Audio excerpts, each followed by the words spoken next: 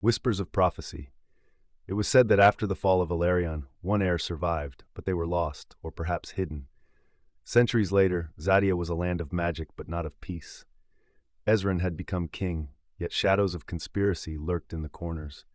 A moon shadow elf warrior named Silen heard an ancient prophecy. When the heir of blue flames awakens, Zadia's fate will change. At first, Silen thought it was just a myth, but deep down, a sense of unease took root. Lyra, ordinary human or something more?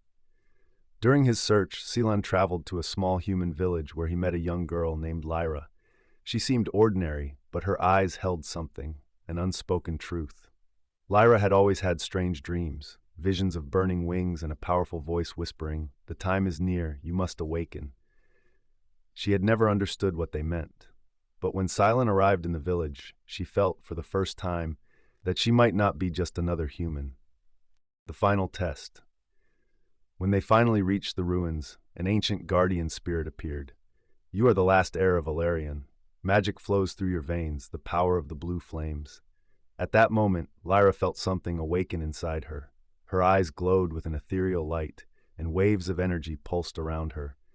But before she could fully comprehend her power, Claudia and Soren attacked. They wanted her magic under their control.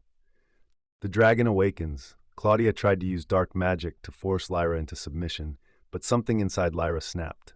The skies darkened, the ground trembled. Lyra's body began to transform. Her skin shimmered with glowing blue veins, and suddenly she became a dragon, a mighty dragon with blue flames soaring high above Zadia.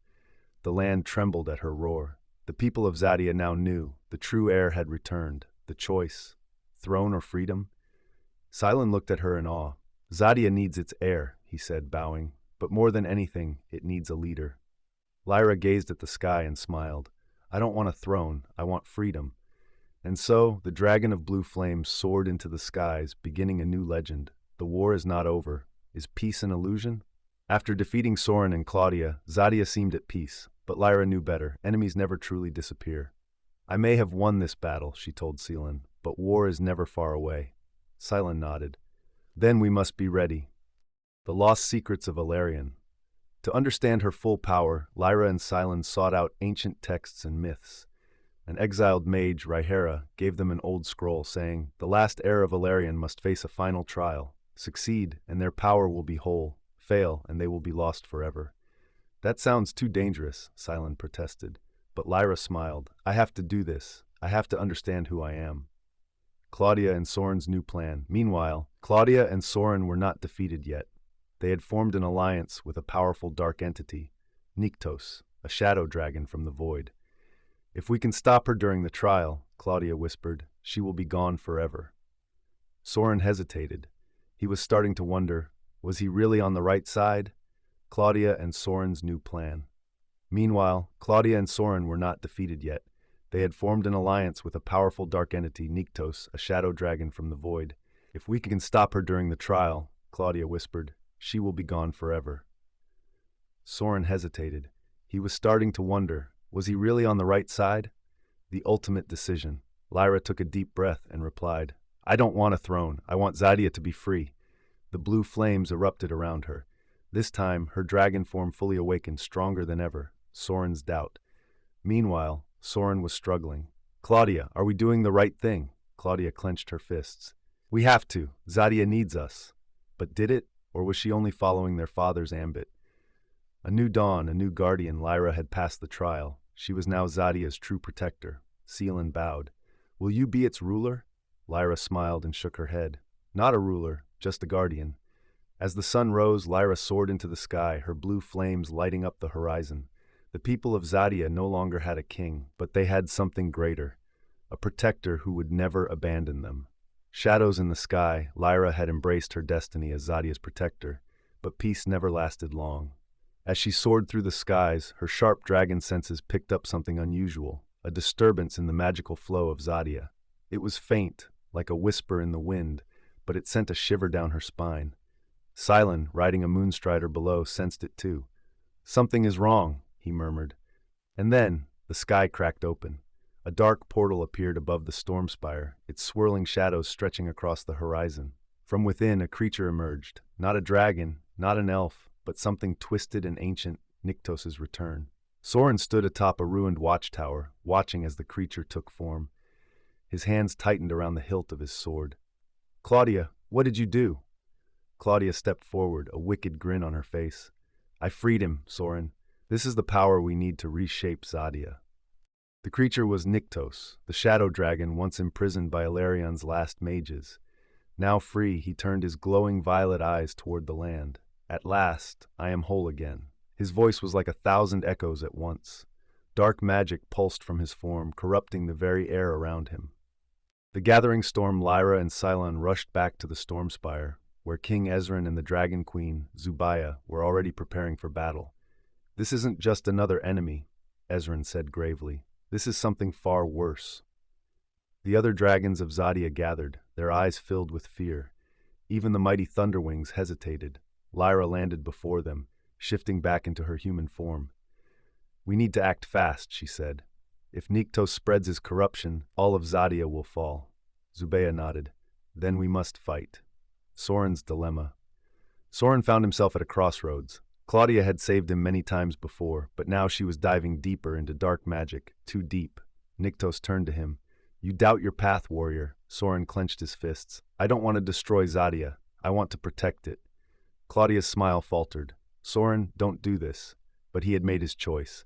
Drawing his sword, he stood between Claudia and Nyctos. "I won't let you destroy everything." Claudia's expression turned from shock to fury. "Then you are my enemy." The war begins. The skies above Zadia turned dark as Nyctos spread his wings.